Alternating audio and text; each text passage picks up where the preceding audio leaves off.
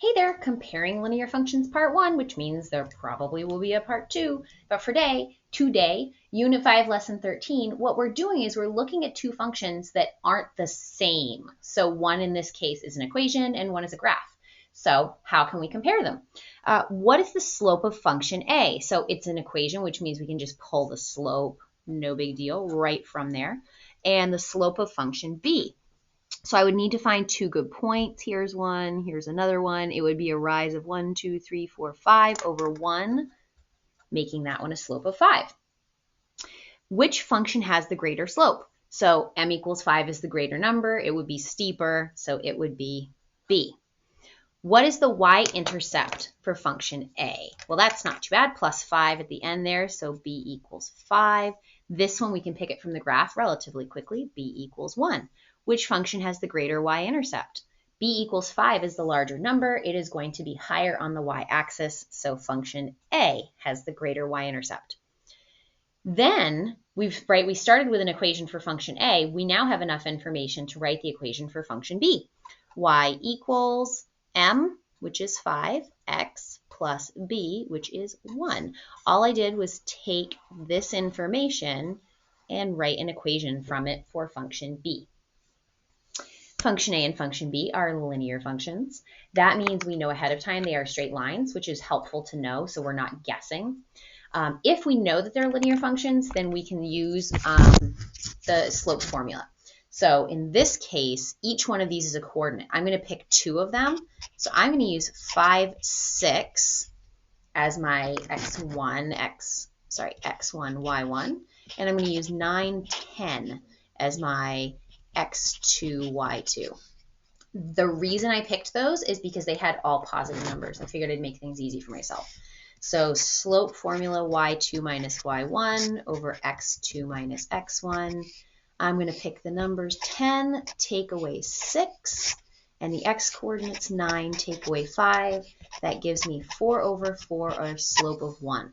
I did have to do all that work because it was a table, so my slope for function A is 1. My slope for function B, if I pick some nice coordinates off of here, pretty straightforward, up 1, 2, 3, right 1. So a slope of 3, which came from 3 over 1. And which function has the greater slope? So the greater slope being the m equals 3, so function B.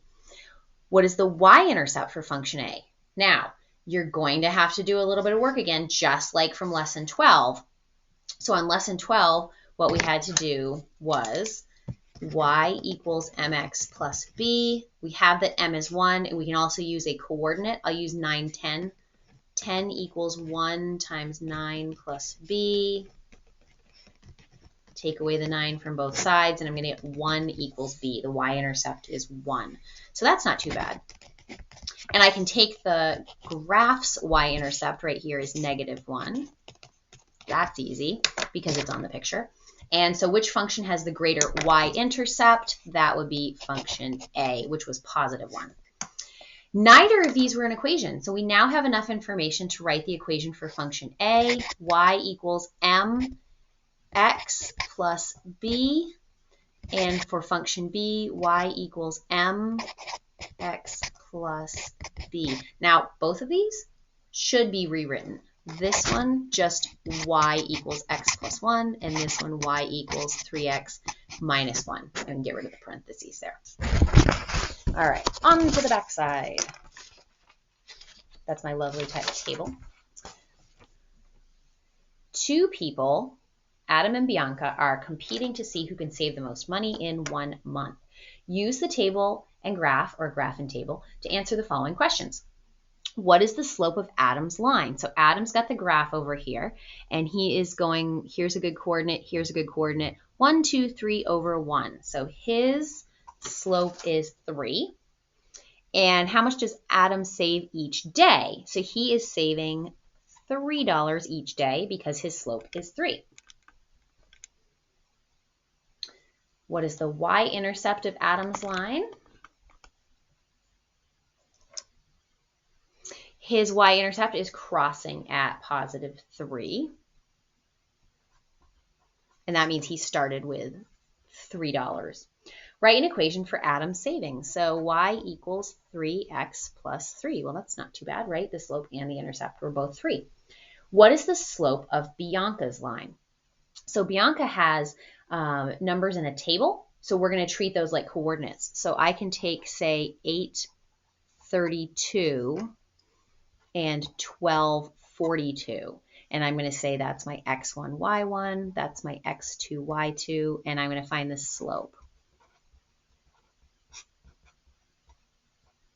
And there's not really any time saving on this because I don't have enough information to get back to her y-intercept. Things are not particularly friendly or easy to do that with, whether it's the money numbers or the number of days. So y2 minus y1 over x2 minus x1, and I'm going to get 10 over 4, or I can use 5 over 2. Now this is money, so you wouldn't see either of those. You'd actually do 10 divided by 4 or 5 divided by 2 and get 2.5. So the slope of Bianca's line is 2.5 because she's saving $2.50 each day. Now you could write 5 halves, and that would be equally correct. What is the y-intercept of Bianca's line? So in order to find the y-intercept of Bianca's line, I'm going to need to use the slope-intercept formula again, like I did for Adam's. And I'm going to say y equals mx plus b. I'm going to use one coordinate from Bianca's line. I'll use the 832. You could use any of the 4. So 32 equals, the slope we found was $2.50 times the x value 8 plus b. So 32 equals 20 plus b. If I take away the 20 from both sides, I get 12 equals b. Wow. So that means Bianca's y-intercept is 12. She started with $12.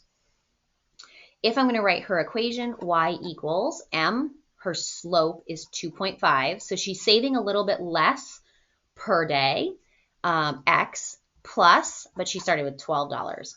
So saving more per day is Adam because he's saving $3 per day. How much will each person have saved after 30 days? Well, that's a great question. In order to solve for that, it's very straightforward. Days was on the x-axis for Adam's graph, and days were the input for Bianca's table.